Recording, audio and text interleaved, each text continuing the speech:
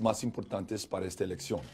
Yo quiero enfocar en cuidado de salud, inmigración también, la necesidad de tener trabajo, los temas más importantes en las vidas de las familias de este estado.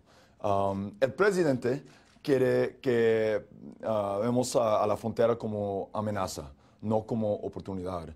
Nací en El Paso, allí tenemos nuestros hijos que están creciendo en la misma comunidad. Conocemos mejor que el presidente que no es una amenaza, es una oportunidad. El Paso es la comunidad más segura, una de las comunidades más seguras de los Estados Unidos en este momento. Yo sé que podemos compartir nuestra historia tan positivo, tan poderoso con nuestras comunidades y también con el país, y podemos ser el liderazgo en estos temas tan importantes. What is your stance? I'm sure that he just asked this, but what is your stance on what is your stance on the birthright issues? Check this out. You know, I didn't hear this come up when, you know, the Irish were coming into this country, when other people from other parts of the planet were here. As you see continuing immigration from Latin America, you know, generations of Mexican Americans who have made this one of the greatest countries in the world, one of the greatest states within it. When you look at immigrants from Central America, this is who the president is talking about. He's called Mexican immigrants rapists and criminals. He's called those seeking asylum from Central America animals and an infestation. And now he is questioning the constitutional right to citizenship for those who are coming from these countries right now. Let's call it out for what it is.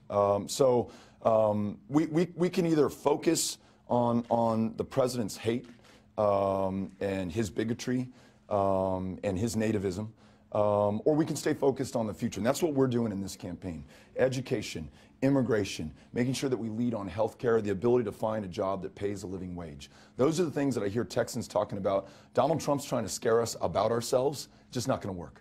Congressman, voters in this part of the state are almost famously disengaged. How do you take people who might like your message and turn them into actual voters? People are converting all of this into action already. Maybe with our help, maybe they're just doing it on their own, maybe it's because of these extraordinary volunteers that we have. But here in Nueces County, in Corpus Christi and Robstown, early voting is double what it was in the last midterm election. We know that in Dallas County, it's triple what it was in the last midterm election. In Harris County, more voters have cast a ballot in 2018 than in all of 2014. And we still have 2 days of early voting to go and election day. So I think the people of Texas are getting after it.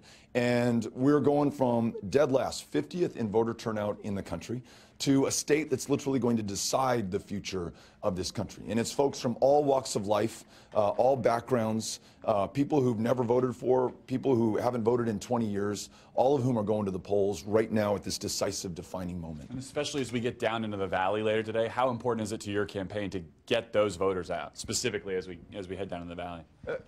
The Valley has been taken for granted. Republicans typically haven't been competitive there, so they don't go down. Democrats then don't have to show up. No one effectively is represented. That's why we keep going back again and again to San Benito, to Brownsville, to McAllen, to Harlingen, to Weslaco, to all the communities of the Valley, to make sure that no one feels taken for granted, because we won't take anyone for granted. It's the same, same thing that's going on in the Panhandle, West Texas and North Texas.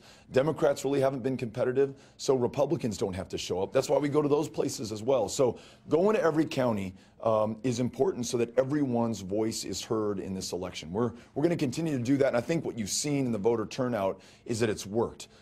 Texas is breaking all records in terms of folks getting out to the polls early, still with a day and a half to go before early voting closes.